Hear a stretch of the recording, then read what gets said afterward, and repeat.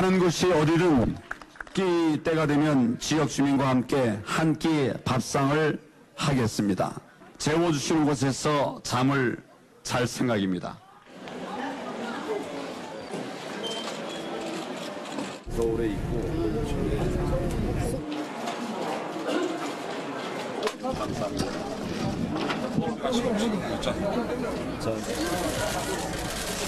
보고 싶고 그럴 텐데 너희들이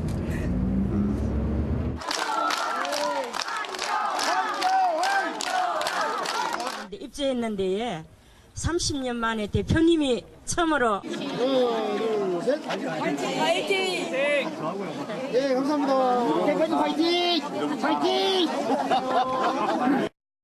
앞에서는 국회 상황을 살펴봤는데 지금 제1야당 대표의 행보를 한번 좀 보겠습니다. 이현종 의원. 네. 가방을 메고 지하철을 타고 다닌다. 네.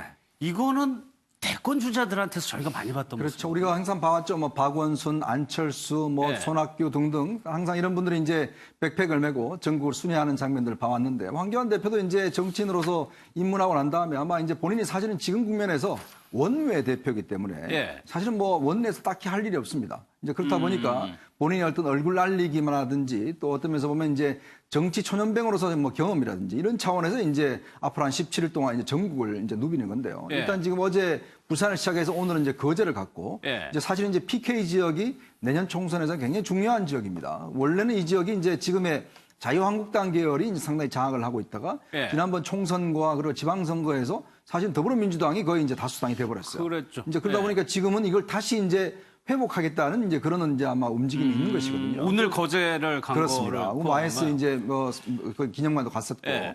이제 그런 면에서 보면 황교안 대표가 이제 정치인으로 어떤 면에서 보면 이 패스트트랙 전국에서 상당히 안착하는 분위기는 있어요.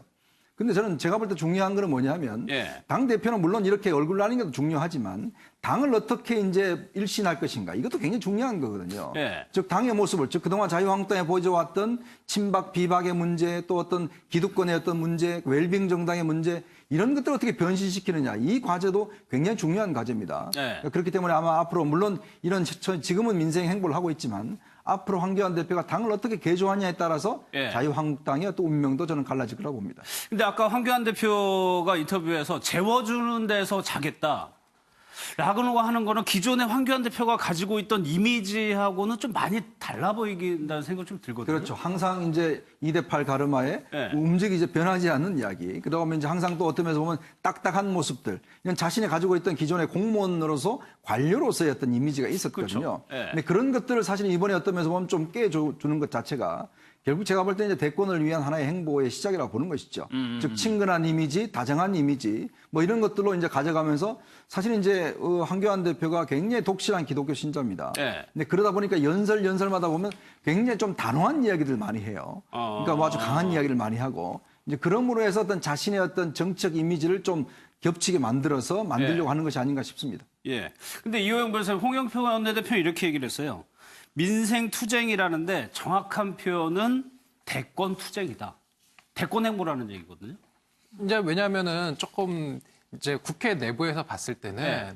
이제 그런 생각을 할 것 같아요. 지금 국회 내부에서 지금 뭐 패스트트랙이나 뭐 공수처법안 이런 것들을 놓고 지금 완전히 전쟁이 벌어졌지 않습니까? 이런 와중에 지금 그 황 대표는 지금 민생 투어를 하면서 민심을 훑고 다니는 부분에 대해서 조금 약간은 곱지 않은 그런 좀 시선을 보이는 것 같습니다. 민생을 더 챙겨야 된다는 의미라는 말씀이시죠. 근데 임방글 변호사님, 뭐 이렇게 길거리에 그야말로 지하철을 타고 버스 타고 하다 보니까 지지하시는 분들도 만나겠지만 반대하는 사람들 만나는 것도 어쩔 수가 없는 거예요. 뭐 어쩔 수 없죠. 네. 뭐 다니시다 보면은 분명히 또 반대하는 분들도 계시니까요. 그러니까 실제로 보니까 어제 오후에 이 부산 덕포시장에서는요, 이 부산에 있는 한 시민단체 15명 정도가 모여서 네. 뭐 한국당은 해체하라든지 뭐 부끄러운 줄 알아라, 뭐 특히 뭐 황교안을 처벌하라, 뭐 세월호 은폐, 뭐 이런 얘기를 하면서 아주 격렬하게 피켓 시위를 했다고 하고요. 여기에 또 맞서서 한국당 지지자들 또한 또 이제 고성으로 함께 맞섰다고 하는데 네. 이런 뭐 좀 크고 작은 이런 충돌은 좀 앞으로도 17일 동안 이제 예정이라고 하는데 이게 계속 종종 있을 수 있을 것 있다. 같은데 예. 근데 여기에 적극적으로 대응한다기보다는 이게 좀 우회해서 약간 피하는 방법으로 충돌해서 황교안 대표에게 좋을 거는 하나도 없잖아요. 이제 그런 충돌이 있을 경우에는 그냥 피해서 회피하는 방법을 좀 택할 것 같습니다. 예.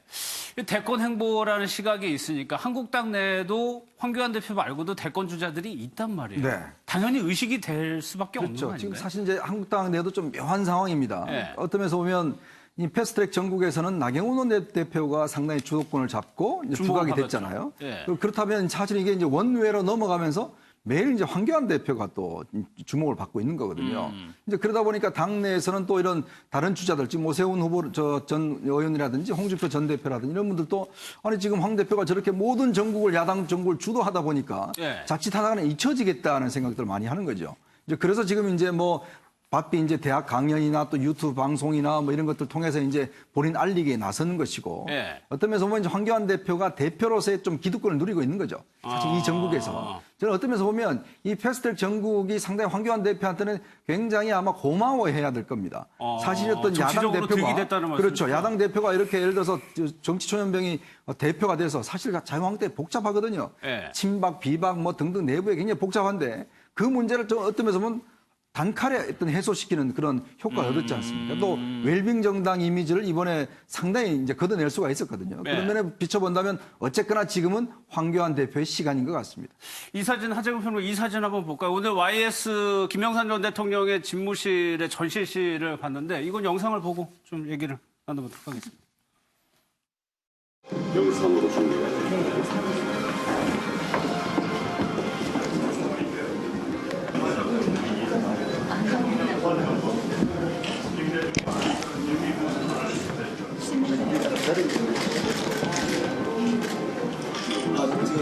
저는 아직 안 찍어봤습니다. 아니, 저는 지금 한 오해가 생깁니다.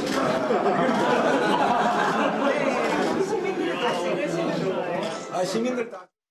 거기 가보면은 대통령의 집무실을 전시해 놓은 데 있나 본데 거기서 예. 사진 한번 찍으라 하셨는데 고사했어요. 예, 김영삼 전 대통령 그 집무실 그대로 재현했다는 거예요. 예. 거기 사진 한번 찍으시라니까 제가 찍으면 오해가 생깁니다. 다른 분이 찍으세요라고. 그러니까 본인이 그 대권 행보한다고 여기저기 지적하는 것을 예. 스스로 잘 이해하고 있는 것 같습니다.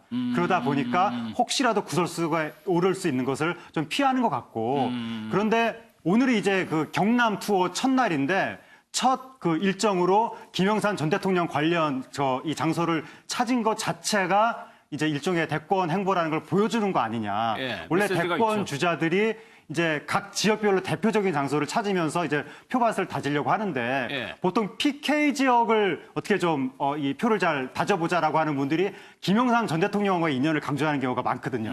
과거에 그 이 노무현 전 대통령도 그 후보되고 나서 김영삼 전 대통령 뭐 시계 같은 거 강조했다가 오히려 네. 뭐 구설수에 오르기도 하고 예. 뭐 문재인 대통령도 김영삼 대통령하고 인연을 얘기한 적도 있는데 이번에 황교안 그 대표도 나중에 이제 대권을 가려면은 PK 지역을 무시할 수 없으니까 예. 결국 그 지역에 상징성이 있는 김영삼 도 대통령 그 이 시설을 찾으면서 뭔가 조금 표밭을 다지는 행보를 예. 보인 것 같습니다. 현재까지는 언론의 주목을 받고 있는 것 같습니다. 박근혜 전 대통령 관련한 소식이 오랜만에 좀 들어왔는데 임방글 변호사 네. 이 사진 한 장입니다. 네. 여기 뒤에 분홍색 옷을 입고 있는 사람이 박근혜 전 대통령. 네, 맞습니다. 오늘 강남 성모병원에서 찍힌 사진인데요. 박근혜 전 대통령 형집행정지 신청했는데 불어댔죠. 예. 그 이후에 첫 번째로 이 외부 강남 성모병원에서 진료를 했습니다. 무엇 때문이냐? 평소 앓고 있던 통상 그 호소했던 그 허리 이런 관절 통증 때문인데요. 이 치료를 위해서 오늘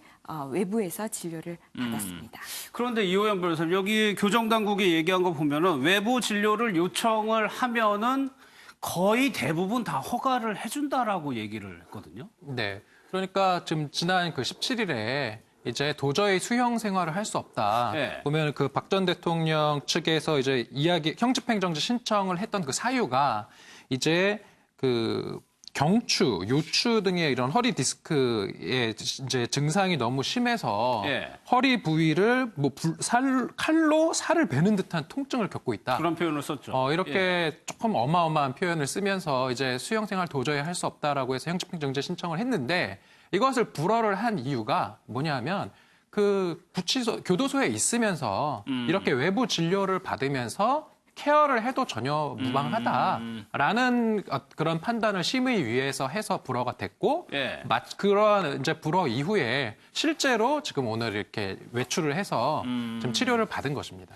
이게 참 뭐 원칙적으로 해야 되겠지만은 전직 대통령이기 때문에 정무적인 판단도 들어가야 되는데, 그러니까 오히려 더 병원을 자주 보내주는 것일 수도 있나요? 그렇죠. 왜냐하면 지금 사실은 그 유영하 변호사 이야기도 보면 지금 박근혜 전 대통령이 굉장히 생활하기 힘들다고 이야기를 하지 않습니까? 예. 자, 그러면 구치소 입장에서 보면 구치소 측에서 뭔가 안 보내주면 사실 책임이 구치소 측에 있잖아요. 이제 그러다 보니까 이제 이렇게 외부에 이제 진료를 하는 것인데, 일단 뭐 박 전 대통령 건강 문제도 건강 문제지만 사실 정치적으로도 앞으로 상당히 박 전 대통령 이슈가 아마 많이 될 가능성이 있습니다. 결국 지금 이제 총선이 가까워지고 그렇게 하면 박 전 대통령의 이제 석방 문제라든지 이런 것들이 상당히 정치적으로 핫 이슈가 될 가능성이 있습니다. 예, 정치권에서 가만히 안 놔둘. 그렇죠. 아마 내년 총선까지는 아마 이걸 좀 유불리하게 생각할 겁니다. 예. 이 문제를 거론하는 것이 자기한테 선거에 유리할지 불리할지. 그렇게 한다면 과연 이제 자유한국당에서는 이 문제를 공식적으로 할 것이냐. 사실 지금 지난번 3차에 걸친 장외 집회에서 예. 태극기 비대하고 묘하게 지금 합쳐졌거든요. 예. 그래서 일각에서는 이제 박근혜 석방 뭐 이 구호가 나오긴 했는데 자유한국당 일체 태극기도 들지 않고 그 구호도 따라하지 않아요. 그만큼은 좀 선을 긋겠다는 이야기거든요. 그런 면에 비춰본다면 너무 박근혜 프레임에 빠질 경우는 자유한국당이 그럼 너네들 똑같은 정당 아니냐, 즉 국정농단 정당 아니냐, 이렇게 이제 그 어떤 프레임이 씌워지기 때문에 그 부분은 상당히 좀 선을 긋는 것 같습니다. 알겠습니다. 미묘한 문제인 것 같네요. 지금 정치권에서 한창 논란이 되고 있는 거는 한성교 의원의 발언인데, 하재국 평론가 일단 그 욕설을 했다는 그 회의의 상황을 좀 한번 봐야 될 것 같아요. 네, 그 이제 어제 황교안 대표가 자유한국당 대표가 지금 순회 민생 투어 하고 있잖아요. 그 투어 관련된 회의를 했다는 거죠. 그 투어 관리를 당 사무처에서 한다는 겁니다. 그 사무처를 한성교 한국당 사무총장이 이제 관장하니까 회의를 했는데, 거기에서 뭔가 황교안 대표가 일정이 제대로 지금 진행이 안 됐다. 뭐 자갈치 시장에 갔는데 시장이 뭐 휴일날 갔다. 왜 조율을 잘 못했느냐. 또는 한성교 사무총장한테 제대로 보고하지도 않고 일정이 그냥 진행돼 버렸다. 이런 패싱을 했다. 이런 등등등의 이유로 한성교 사무총장이 화를 냈는데, 화를 낼 수는 있는데 화를 내는 방식이 그 당 사무처 직원한테 입에 담을 수 없는 엄청난 수준의 그건 폭언을 했다라는 주장이 나오면서 이게 지금 논란이 된 겁니다. 저희가 이 표현을 다 할 수가 없어서 뭐 다 X인데, 첫날 시작하는데 자갈치 시장 갔는데 휴일이었다. 좀 직접 받을 수는 있죠. 그렇죠. 그런데 그 방식과 표현을 문제 제기하고 있는 것 같아요. 저도 그 욕설 내용을 좀 들어보니까 정말 제가 차마 말로 할 수 없는 그 욕설들을 굉장히 심하게 한 것 같습니다. 근데 한성교 사무총장은 사선이고요. 또 MBC 아나운서 출신입니다. 굉장히 바른말하고 정확한 이야기를 하시는 직업을 하신 분인데, 그동안 보면 여러 차례 또 이 발언 관련 논란이 있었거든요. 근데 지금 그 회의 자리에 보면 국회의원도 2명 있었고 나는 당시에 있었는데 도저히 그 수모를 견딜 수가 없어서 이미 한 직원은 이미 사표를 내고 지금 나오질 않고 있다 그러고, 나머지 분들도 이건 너무 심했다라고 이야기할 정도로 굉장히 아마 좀 극언에 가까운 욕설을 한 것 같아요. 그런 걸로 비춰보면 사실 한성교 총장이 사무총장 될 때부터 당내 좀 반발이 좀 있었거든요. 황교안 대표와 관계도 뭐 그렇게 썩 가까운 건 아닌데 이제 뭐 또 본인은 예전에 친박이었지 않습니까? 그러다 보니까 내부에 논란이 있었는데 이번 일로 해서 상대 아마 황교안 대표도 고민스러울 겁니다. 그러면 이호영 변호사님, 지금 노조가 그 사무처 노조에서 원하는 거는 거치 사퇴하라는 얘기입니까? 한성교 의원 보고? 네, 지금 이 노조가 이제 어제 그 이제 한 사무총장이 그 당직자에게 이렇게 입에 담을 수 없는 폭언을 하니까 지금 당직자들이 사실 또 이분들도 대단한 프로거든요. 그러니까 이제 그 자유한국당 그 사무처 노조에서 지금 강하게 반발을 하면서 이제 한성교가 이제 입에 담기 힘든 인격 말살적 파괴적 욕설과 비민주적 회의 진행으로 당직자의 자존심과 인격을 짓밟았다. 그래서 한성교는 즉각 당 윤리위를 회부하고 그다음에 본인이 직접 이 사태에 대해서 책임을 지고 스스로 거취 표명을 해라. 그러니까 물러나라는 지금 그런 취지로 지금 요구를 했고, 이것이 만약에 수용되지 않을 경우에는 앞으로 정상적인 당무 수행이 어려워질 것이다. 예. 이렇게 강력하게 지금 경고를 하고 나섰습니다. 그럼 이 부분을 어떻게 해? 지금 황교안 대표가 임명을 한 자리잖아요. 한성교 사무총장은 일단 사과까지는 했거든요. 네, 일단 근데 사무총장이라는 자리가 이제 당직자들과 함께 당 관료들을 이제 지금 현재 관리하는 그런 자리거든요. 예. 나중에는 사실은 사무총장이 공천 관련해서 굉장히 중요한 자리입니다. 근데 문제는 임명되자마자 이런 논란이 생겨보니까 사실 황교안 대표가 들어서서 처음으로 한 인사거든요. 근데 문제는 도저히 사실은 이제 자유한국당 직원들 같은 예전에 이제 공채 출신들이에요, 전부 다. 그리고 상당히 자부심도 있습니다. 근데 이제 사실은 그 직원들을 제가 들어보니까 도저히 정말 그 이야기를 듣고 나면 제가 볼 때도 일하기 힘들었을 거라는 그런 생각이 드는데 사실 그런 제가 볼 때는 아마 황 대표가 나서서 해결해야 될 문제 같아요. 근데 한성교 총장도 제가 볼 때는 참 이게 사선의원 출신이신데 좀 이게 은행이 보면 그동안도 몇 차례 논란이 있었거든요. 그럼에도 불구하고 또 이런 일이 터지다 보니까 이거는 제가 볼 때는 그냥 단순한 실수는 아닌 것 같습니다. 그런데 이제 말씀하신 것처럼 한성교 의원이 처음이 아니고 몇 차례나 됩니다. 과거에 좀 영상을 보도록 하겠습니다.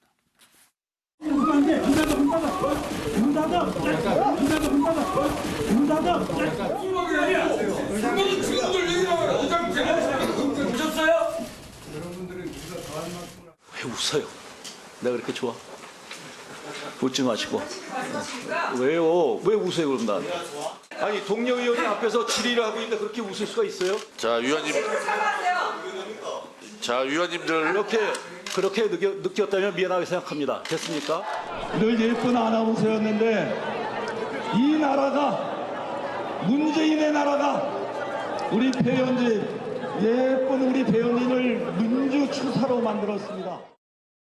지금 기억에 강하게 남은 사건이 두 가지인데 이게 방금 경호원의 멱살을 잡는 거하고 유은혜 지금 부총리 당시 의원하고 성희롱적인 발언이 오간 얘기거든요. 그렇죠. 2016년 국회의장실 점거 때 이제 그 경찰 파견 경호원 멱살 잡은 부분 이 부분에 대해서는 그 경찰에 출석해서 이 부분에 대해서 내가 잘못했다라고 시인했다고 하고요. 여기에 대해서는 500만 원 약식 기소가 내려졌습니다.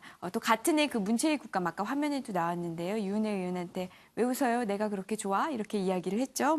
그 즉시 그렇게 미안하다 이렇게 이야기를 했지만 그때 바로 이제 유은혜 의원은 그 입장 자료까지 내면서 이건 명백한 성희롱 발언이다.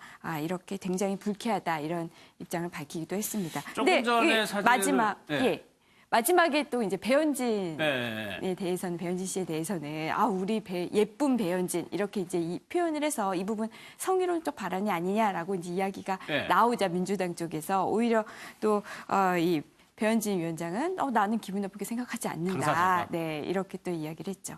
지금 이 사진 보면 이현정 의원님 지금 그 해당 당시 경호원한테 이렇게 허리를 숙여가지고 사과하는 장면인데 저 정도 수순에서 마무리가 될 거라고 보세요 이번에?